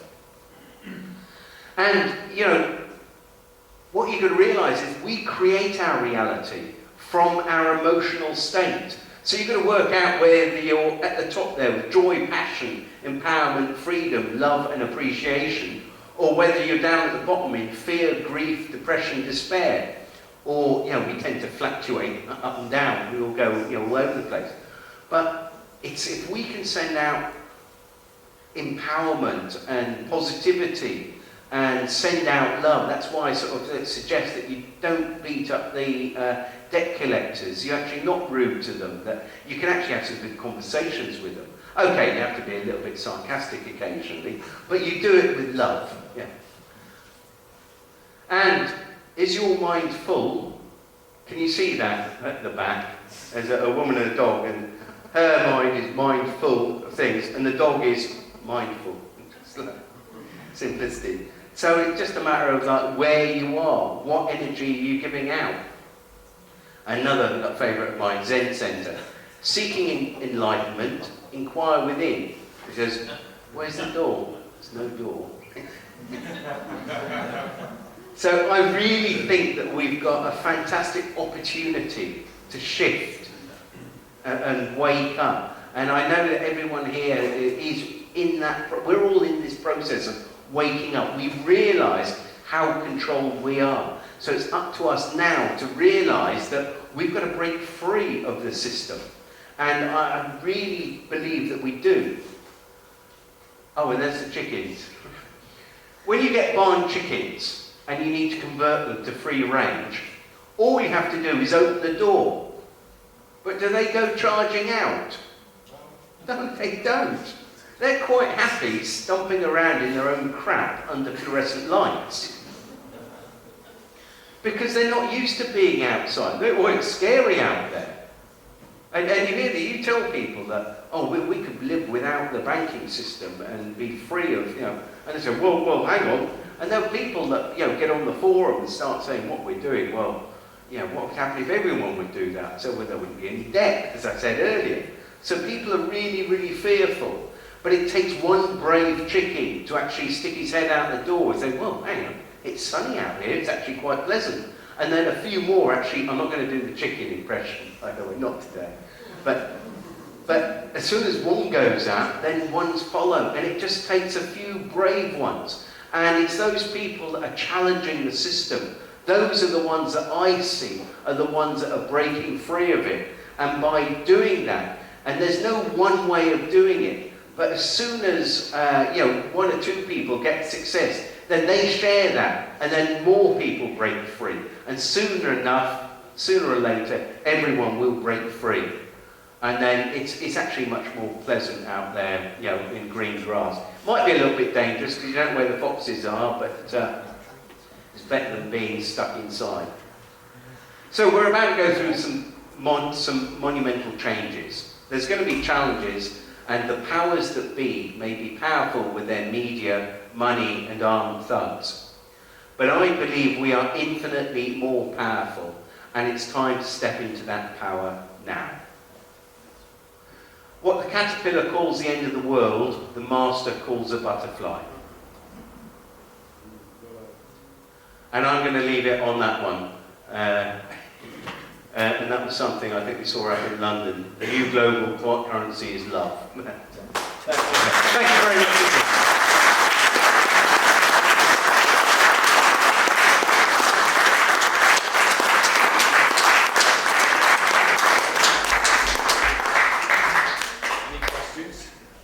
Any questions? Yes, sir. Your comment on Bitcoin. Yes. Are you aware of Max Kaiser? Yes, very much so, yes. I thought you probably would be. Well, yes. if you go onto his website, there's a talk with him and Alicia Rastini. Yes. The guy that was on BBC saying that's right, yes. Yes. rules the world. And that went up today or yesterday, so that's worth watching. Right, okay, we'll do. Information on that. Certainly, yeah. It's very, because I think Max is a Bitcoin millionaire, isn't he? I think he is, yeah. Yeah, he got in it early. Yeah, excellent. So, anyone else? To what extent do you think there's currently a transfer of wealth from the West to like Africa and emerging economies there, and we're paying the price for, I think there's got to be a shift in, certainly from West to East, because at the end of the day, everything has been, our iPhones and computers, they're all built in the East, where everything's largely, and so it's got to balance out. But I honestly think that if we can get rid of the global banking system and be free of that, then it's not like we're all going to be poor and we're going to drop down to China. I think that all the countries in the world, if we get rid of just the budget for the so-called defence, which is attack, we just got rid of that. If we got rid of all these people with jobs in insurance and, the City of London doesn't feed anyone. It doesn't produce anything. And they say, oh, well, the City of London, it's sort of like, it produces lots of money. It produces nothing. I could say it more, but it produces absolutely nothing. F all. And because it's just pushing around these bits of electronic digits everywhere. It's not growing food, it's not doing anything useful. Now, if all those people got out their suits and actually got on the land and started planting food, then, can you imagine what we could do together. And I honestly believe that I have no doubt that we overcome the dark forces on the planet. And the dark forces control us through the banking, the media, and the government, and obviously bombs and bullets. And you know, I honestly do believe we're going to break free of this. I don't know if I'm the only optimist here, but is there anyone else that feels that we do? Yeah, good stuff. Because whatever we put out, I believe that, you know, if you get into the quantum physics, or if you know, speak to anyone that's into quantum physics, there's multi-timelines. So there might be a version of this planet where it ends up as a totalitarian state, even more so than it is at the moment, and there's one that breaks free. I know the planet I'm going to be on, and I'm going to see you all there. So, so very excited. Yes, sir. I think it was Nick Leeson, the fellow that did your best bear in Frank Broke. He said the Bank of England annual statement wasn't worth the paper it was written on. Yes. And it was another fellow, the New York Bank used to be, New York City bankers, or the New York City administration used to be broke every year, and they were always asking for money anyway. An English lad wrote to them and he said, just write them a cheque. And we've never heard about New York being broke since. Since I was told the story, so I think that's what we've done, just write the budget a cheque. Totally. It's because once they took the gold away, what money is, it's very confusing. We're still using the most important piece of legislation ever made was the Bills of Exchange Act, because that's what the world is actually running on. However, we don't have negotiable instruments anymore, because at one time the promise was based on something. Now that that's been stolen from us, but we can use that for our website now and get out debt free. Over the weekend, we've just got our wiki site going up, which is a place where you can actually log in, and it's like a proper wiki site. You can actually put links to things, and so we're putting in legislation, and so it's very much work in process, but we've only just started it. But we're hoping it's going to be a fantastic online resource for people that want to check up and be able to go to one place and reference all these laws. So I'll be sending you. Can I just go back on something you were saying a bit earlier on, John? Yes, sir. Just for a second. You were mentioning things about the recession and all this sort of stuff. Very interesting when you actually look at what the meanings of these words that we use: coalition, recession, dictator, all the rest of it. You'll be very interested to find out what these words mean when I come back. Recession does not mean what you think it does. Neither does dictator. Neither does. That's something coming did a talk here on that. Well, yeah, right. Anyway, so watch this space. Right, I'll take a couple more questions because it's almost half past. Yeah, sorry. Where is all the gold? Good question. Good question. I would imagine the Rothschilds have probably got quite a bit of it stored away. But apparently there was supposed to be a whole load under the 9/11, wasn't there? There was a gold repository, but that was all taken out beforehand. So very good question, and one that would be nice to know. An Indonesian bank is supposed to be the Indonesian or Malayan family that's the biggest gold. I wouldn't believe anything that you read. If you know the Sunday Times rich list, it is complete. I'm tending to want to use the word bollocks, but I better not. But for want of a better word, it is fictitious. It's almost like an in-joke. To say that the richest people in the UK were these Asian guys that had made their money through food, and I'm trying to think, well, why are they saying that? And that's one of their major investors with the Rothschilds. It's basically an in-joke. They like to have a laugh. Oh, look, here's a 100-time rich list. I actually spoke to this young lad who was he was actually on our side. But it just happened that he was in his family, where his father was in the 100-time rich list. And I said to you, well, look, you're down at this point. He said, yeah, it's complete. You know, and he said that, the Rothschilds are multi-trillionaires. Just look at where they were historically. And yet they make out that they were really, really wealthy in the 1700s, and then they sort of like lost all their wealth. Well, if they were that rich now, even if they were only going up 10%, they have, I won't blame it all on the Rothschilds because it's not just them, but they're certainly, I don't even think that the money is any use to them. What it is, they want to control us and own us. And I think they feed off our emotions. And they want to keep us in fear so that we're in a childlike state, so that we are dependent on the government for everything, so that we just do what they say. If anyone's come across transactional analysis, whereas if you speak down to somebody and tell them off, and they say, oh, it's a really stupid thing you've just done there, you've got a choice of either saying, oh, I'm really sorry, or saying, what do you mean? And coming back. So you're either coming back as a child, and it's almost like we've been dumbed down to behave like children. And I think those of us that are here tonight are standing up and waking up and realise that, no, we're not going to be told what to do. But it's like, there's a lady that was telling me about your school where they suddenly decide to impose fines, and everyone was accepting it except you.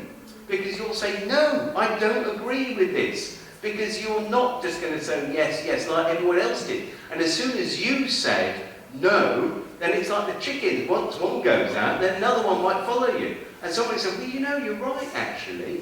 Well, I think it's a bloody cheat. The school have got no right to fine you. But it's almost like it's all authority, isn't it? It's like I was on the train this afternoon. Sorry, it's supposed to be questions and I'm talking again. But I was on the train this afternoon on the way up here, and on Virgin trains, and they actually say, well, if you see any suspicious packages or anyone acting suspiciously, and I'm thinking, I'm going to have to be very careful not to act suspiciously because I'm going to get reported. Because if they knew what I was talking about, I might get into a lot of trouble, but trying to bring down the whole financial system, yeah. There's a YouTube video of a PCSO, it must have been a police officer, WPC, arresting someone on suspicion of acting suspiciously. Yes. Brilliant. Can I just say thank you very much indeed. Any more questions? I'll take, if we've got time to go to the pub later, we'll... Of course, yeah. Fantastic. Okay. Thank you very much indeed. Thank you.